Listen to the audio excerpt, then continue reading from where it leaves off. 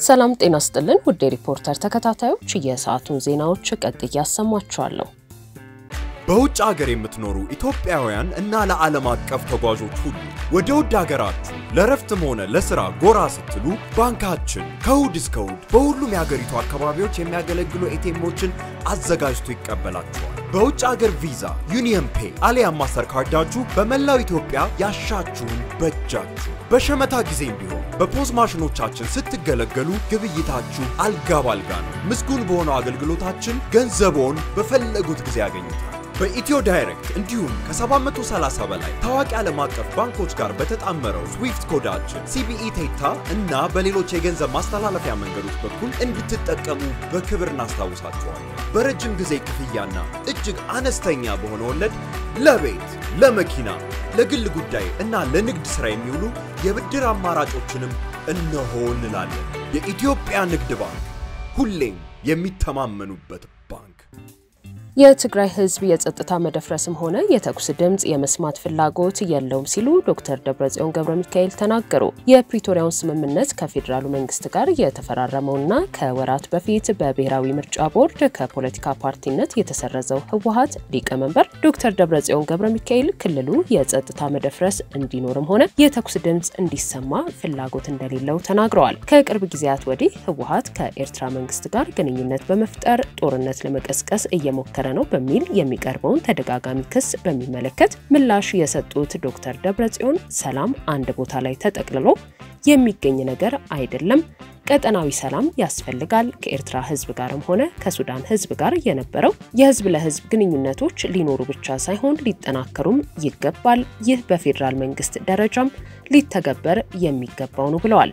የቀድሞውን የጊዜያዊ አስተዳደሩ ፕሬዝዳንትና የአሁኑ የጠቅላይ ሚኒስትሩ የምስራቅ አፍሪካ ጉዳዮች ልዩ አማካሪ አቶ ጌታቸው ረዳን በሚመለከትም አቶ ጌታቸው በአሁኑ ወቅት የብልጽግና መንግስት ሹመኛ በመሆናቸው ስለ ትግራይ ክልል ሉዓላዊነትም ሆነ ስለ ተፈናቃዮች አይመለከታቸውም ሲሉ ወርፈዋል። አቶ ጌታቸው ስለ ትግራይ ተጨንቆ አያውቅም። የጊዜያዊ አስተዳደሩ ፕሬዝዳንት በነበረ ጊዜ ከነቡድኑ ነገሮችን ሲያበላሽ ነበር። አሁን ብልጽግናን በግልጽ ተቀላቅሎ ያኔ የጀመረውን እየሰራ ነው። የትግራይ ወኪል ሊሆን አይችልም ሲሉም ተደምጠዋል። የፕሪቶሪያውን ስምምነት የፈረሙት ህወሓትና የፌደራሉ መንግስት እስከሆኑ ድረስ በጉዳዩ ላይ የሚወያዩት ሁለቱ እንደሆኑ የገለጹት ሊቀመንበሩ ጉዳዩ የሚመለከተው ሌላ አካል አለ፣ አቶ ጌታቸው የሚመለከተው ከሆነ ደግሞ እንደ ብልጽግና መንግስት ብቻ የሚመለከተው ይሆናል ብለዋል። የፌደራሉ መንግስት ስምምነቱን ከናቶ ጌታቸው ጋር ነው የተፈራረምኩት ማለቱ ግልጽ ጥሰት ነው ያሉት ሊቀመንበሩ ሁለቱ ሊፈራረሙ አይችሉም፣ ምክንያቱም አቶ ጌታቸው የብልጽግና ሹመኛ በመሆናቸው ሁለቱም አንድ ናቸው ሲሉም አክለዋል። ስምምነቱ በተቋም ደረጃ የተፈረመ መሆኑንም አክለዋል። ልዩነቶች አሁንም በውይይት መፈታት አለባቸው ሲሉ ሊቀመንበሩ አክለው ገልጸዋል። ስማርት ቴክኖሎጂ በመታገዝ የፊት ገጽን ወይም የጣት አሻራን በመጠቀም በራስ አገዝ አገልግሎት ወይም በባንካችን ሰራተኞች ታግዘው ሂሳብ መክፈት፣ ገንዘብ ገቢ ወጪ ማድረግም ሆነ ሌሎች ፈጣንና ደህንነቱን የጠበቀ የተሟላ የባንክ አገልግሎቶች ያገኛሉ። አቢሲኒያ የሁሉም ምርጫ። የቫት ተመዝጋቢ የግብአት ታክስ ተመላሽ የሚደረግለት የካፒታል እቃዎች ግዢ ከፈጸመ ብቻ ነው ተባለ። የገቢዎች ሚኒስቴር የተሻሻለውን የተጨማሪ እሴት ታክስ አዋጅ ቁጥር 1341/2016 ድንጋጌን መሰረት አድርጎ ያዘጋጀው የተጨማሪ እሴት ታክስ ተመላሽ አፈጻጸም ረቂቅ መመሪያ እንደሚያስረዳው ወደፊት ሳይሸጋገር ተመላሽ የሚደረግ በብልጫ የተከፈለ የግብአት ታክስን በሚመለከት ባሰፈረው አንቀጽ የቫት ተመዝጋቢ የግብአት ታክስ ተመላሽ የሚደረግለት ግብር ከፋይ በአንድ የሂሳብ ጊዜ ካከናወነው አቅርቦት ዋጋ 50% ወይንም ከዛ በላይ የሚሆነው ዜሮ የማስከፈያ ልክ ተፈጻሚ የሚደረግበት ከሆነ ነው ብለዋል።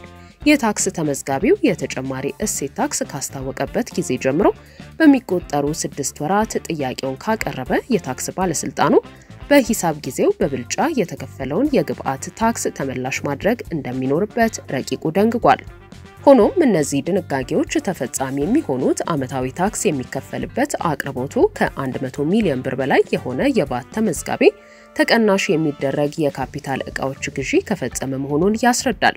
በተጨማሪ ተቀናሽ ለሚደረገው የካፒታል እቃዎች ግዢ የግብአት ታክስ ተቀናሽ የማግኘት መብት ሊኖረው የሚገባው ተቀናሽ የሚደረገው ግዢ በተከናወነበት የሂሳብ ጊዜ የግብአት ታክሱ የገንዘብ መጠን ሙሉ በሙሉ ተቀናሽ ያልተደረገ ሲሆን ነው ይላል።